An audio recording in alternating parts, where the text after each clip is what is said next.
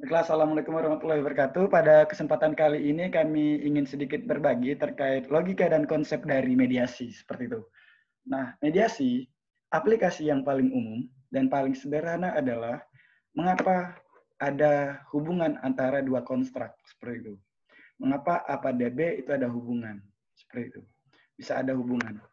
Jadi, nggak selalu hubungan itu langsung A pada B langsung berpengaruh. Atau misalnya seperti kita ingin mengenal dan mendekati seseorang, bisa nggak kita langsung berpengaruh langsung?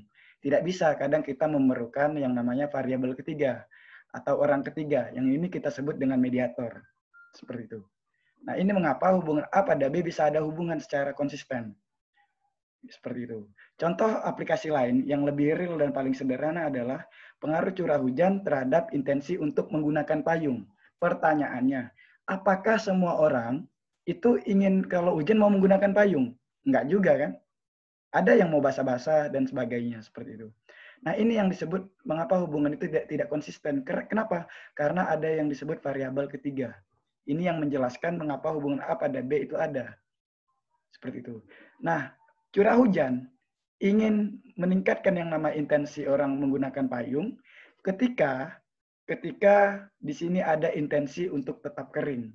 Jadi logikanya kalau curah hujan orang mau tetap kering, maka orang ada intensi mau pakai payung seperti itu. Kalau orang nggak ada intensi untuk tetap kering, maka hubungan A dan ke B ini tidak ada. Seperti itu. Ya, sederhananya seperti itu. Makanya, apakah di dalam fenomena sosial, dalam membangun model penelitian, apakah kita harus menguji hubungan langsung dulu? Apakah kita harus menguji jalur dulu? Apakah kita perlu menguji jalur dua dulu? Satu, dua perlu diuji. Perlu membuatkan hipotesisnya, maksudnya. Tidak perlu. Mengapa? Kita bisa langsung saja membuat hipotesis mediasi tanpa kita membuat hubungan satu-satu. Asal kita dalam mengamati fenomena yang didukung oleh teori, itu mengatakan bahwa ya memang fenomenanya ini nggak bisa langsung gitu loh. Saya nggak perlu buat pengaruh, nggak perlu ada penelitian dulu, misalnya penelitian pada curah hujan terhadap intensi pakai payung. Padahal kita udah tahu orang mau pakai payung atau enggak ya itu sebenarnya tergantung pada intensi untuk tetap kering ini, intention to dry tadi seperti itu. Jadi bisa langsung tanpa kita bertele-tele menguji satu-satu seperti itu. Memang biasanya beberapa penelitian ketika mereka sudah menguji hubungan langsung, tapi pengaruhnya ini kadang signifikan dan kadang tidak, hasilnya kadang positif dan kadang negatif.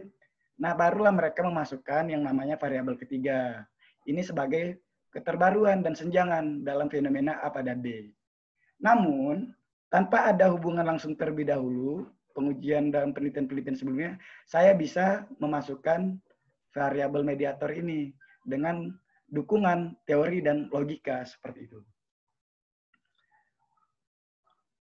Lalu syarat dari mediasi itu sendiri ya, meskipun begitu, tetap antar jalur itu harus signifikan. A pada jalur yang di sini, misalnya kita sebut C, itu harus berpengaruh positif. Jalur C pada B itu harus positif, baru itu kita kalikan dengan alat statistik seperti itu. Baru nanti muncul nilai signifikansinya. Apakah A pada B ini dimediasi oleh variabel C ini seperti itu. Mungkin sekian dari saya. Kurang lebihnya mohon maaf, mungkin lain kali saya akan sharing mengenai logika dari moderasi. Itu sangat sederhana sekali. Apalagi di penelitian-penelitian sosial, bahwa kadang suatu fenomena itu nggak sesederhana A pada B, tapi sangat kompleks. Ada mediasinya, mungkin mediasinya ganda, seperti itu. Ataupun ada yang namanya kita sebut variabel moderator. Mungkin sekian dari saya. Terima kasih. Wassalamualaikum warahmatullahi wabarakatuh.